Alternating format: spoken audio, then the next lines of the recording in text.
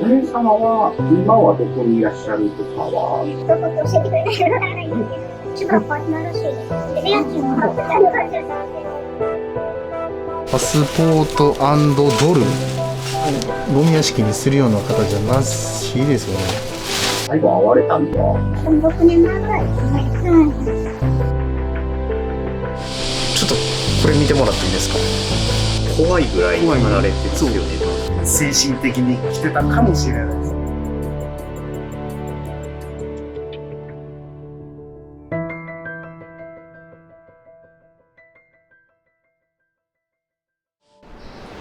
皆さんこんにちは。関西クリーンサービスの太田です。本日はこちらに住まれてた、妹様からのご依頼で、要は住まれてた方はお姉様になるんですけども、お父様から妹さんの方にちょっと中の様子を確認してきてほしいということで見に来たら、まあこういう状況になってたと。ゴミの高さを見てほしいんですけど、今ここは膝ぐらい高いところに太ももで、奥は多分もう腰ぐらいまであると思うんですよ。奥の部屋はワンルームの部屋なんですけど、結構廊下が踏みつけられてるんで、まあまあカチカチです。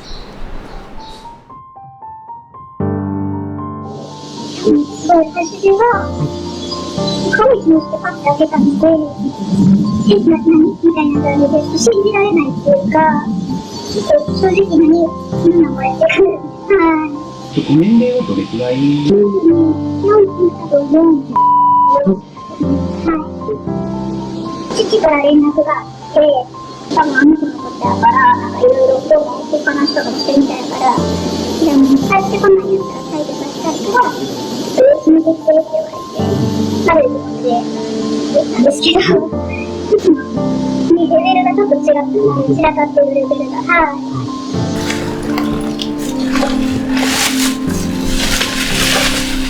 まあ玄関周りはやっぱこう郵便物とかの書類が多かったり、まあ、靴であったりだとかですね。で奥にこうだんだん進んでいくと、多分メイクしたとかな、そういうコットン系があったりだとか、まあ、これもうパスポートありますよね。ここもういきなりこうパスポートがあったりだとか、これ立つともう天井近いんで、本当ですね。わかります？こう結構がっちりしてるの。全然沈まないですね。そう、沈まないんですよ。でちょっと奥行きますね。はい。で奥に進むにつれて、お弁当の殻たちが出てきてるので、もうこんだけズボンって本当ですね。もうふわっふわなんで、多分もう下についてるんですよこれ、床に。やっぱ自分のこう空間があるんですけど、鍵があるんですよね。だからここでご飯食べたり飲み物飲んだり。同じ部屋なんで、バスバスの方に進行に侵食してきたんで、で、まあ、姉はいつも母に叱られてたんですけど、結局一緒に片付けとかはしてたんですけど、姉がちょっと一人暮らししてては結構侵食した時からかな。それも多分、2回ぐらいかな、変わってると思うんで、でもこんなにとね、どこも聞いてなかったんで。なんか新人研修とか仕事のやつです。ただでもだいぶ古いです。ほんまに引っ越ししてきたまんまのクローゼット見えますか？服めちゃくちゃ少ないですよね。少ないですね。ゴミは多いけど服が少ないっていう、僕の経験上女性の方のゴミ屋敷って結構食べ物残してたり飲み物残してたりするんですけど、今回そういうことじゃなくて食べきってるし飲みきってるケースが多いんで、なんか珍しいなっていうのがあります。はい。メインは廊下かなと思うんで、こっちはおそらく作業は早いかなと思います。ただ結構貴重品とかがありそうなので、その辺の仕分けをしっかりしたいので、作業的には2日をかけてやろうかなと思っております。はい。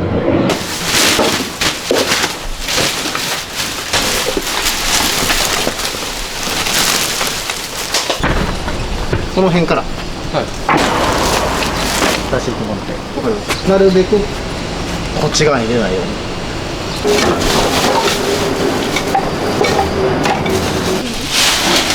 美肌スチーマーとか美顔器みたいな。そうですね。パスポート&ドル、パスポートこっちにまだ2枚ありますよ。これ新しいんじゃん。これ3枚目の。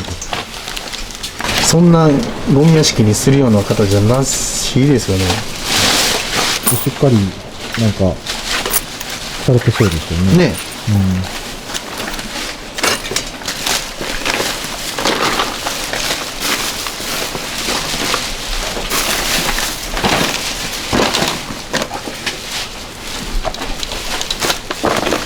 ゴミ収集車いろんな種類があるんだけど、嗅いで中で圧縮していくん股間でパーンってなる時もあるし、でそれにプラスマッチとかライターあったらもう燃えてしまう。だからそういうのも僕ら見ながらこう作業してるわけで、部屋の中見てると化粧品があったり雑誌漫画とかあったり社用紙っていう勉強の本があったりだとか、目標があって毎日働いてて、ごく普通の40代の女性だったと思うんですよね。ただそういうね、ごく普通の女性にお部屋の中がゴミで埋まっていくよりも優先度が高くてすごく大きな問題があったんじゃないかなと思います。お兄様と最後会われたのは6年前ぐらいですね。はい。で、なんか下の子の祝いをくれたんで、はい。今は、ちょっと私にはちょっとこと教えてくれないのでわからないんですけど、多分、なんか職場で調整やってることって、こっちの方かなって思いします。兄からはないみたいで、父が電話したり、LINE したりで、ちょっと帰ってくるぐらいです。多分何かで連絡がね、最後にあったのかもしれないんですけど、そこはちょっと言ってくれなかったので、なんでわかったとか、そんな状態聞くかしなかったとかいろいろ聞いたんですけど、でも、君いいわ、みたいな。もちろんパートナーだし、で、レアキンも変わってるみたいな感じだったんで、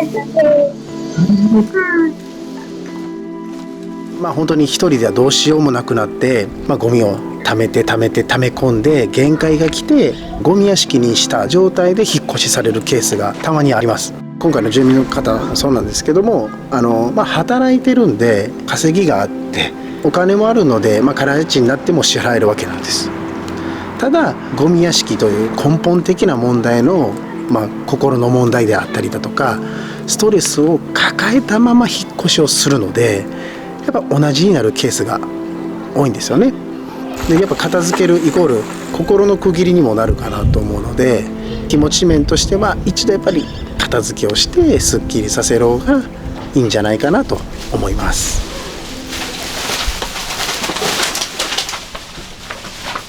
本当にほとんど食品ですね。なんか大きいゴミ袋に入ってる分もあるんで、ありますあります。もしかしたらご自身でそうですね。ちょっとまとめるところまではうん。やってらっしゃったのかな。そうですね。途中でちょっと挫折してしまったのかも。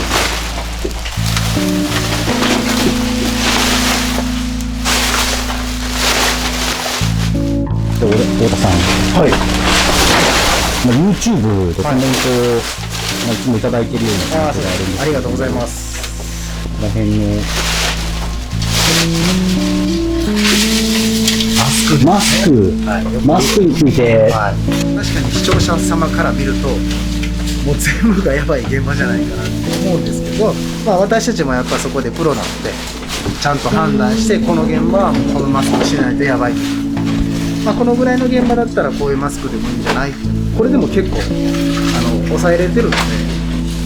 ただもう夏の時期とか私たち集中して作業すると息もできなくなるぐらいまで汗かいてしまうことがあるので、そういう場合はここでもうやってください、好きにしてくださいっていう時もあります。はい。尊敬するわっていうような。めちゃくちゃ嬉しいコメントですね。今こういう社会問題になっているよっていうので私らは配信してるの。やっぱ周りの人たちにそういう人いないのかとかしていただけると私たちもすごく助かりますしね。いつもありがとうございます本当に。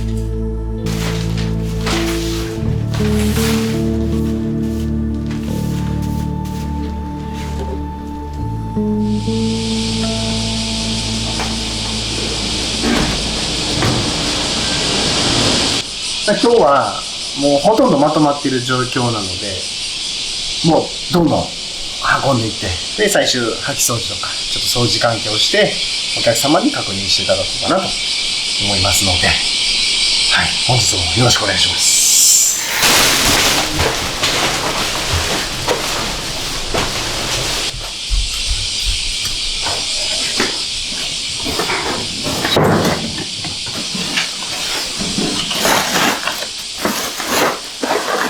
ちょっとこれ見てもらっていいですか。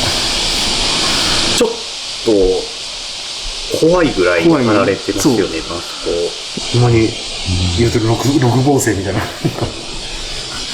普通だったらガムテープ1枚でよくないですク。そうですよね。か。わざわざこれで貼ってるってことは、もしかしたらですよ、住まれてた方がやっぱり見られてるとかっていう意識で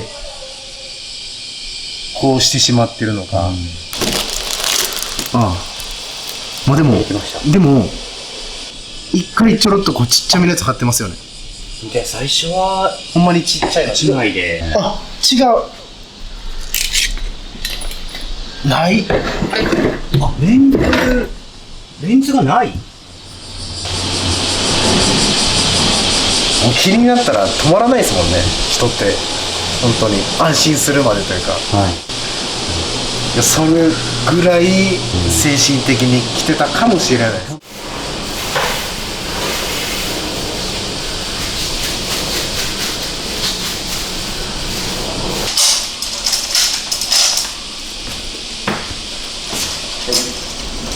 はい、お疲れ様でした。無事に終了となりました。ゴミ屋敷あるあるなんですけど、やっぱ避けると結構床がもう腐ってしまったり汚れてしまったりあるんですけど、ここは比較的まだ綺麗な方かなと。だからあとクリーニングすればもう全然綺麗になるぐらいの汚れなので、お客様の負担もそこまではないかなと思います。で、今後ちょっとね、感想コメントいただくんですけど、そのコメント返しをしていきたいなと今後思っておりますので、ぜひぜひコメントいただければお返しできる範囲はさせていただきますので、今後ともよろしくお願いいたします。2日間どうもありがとうございました。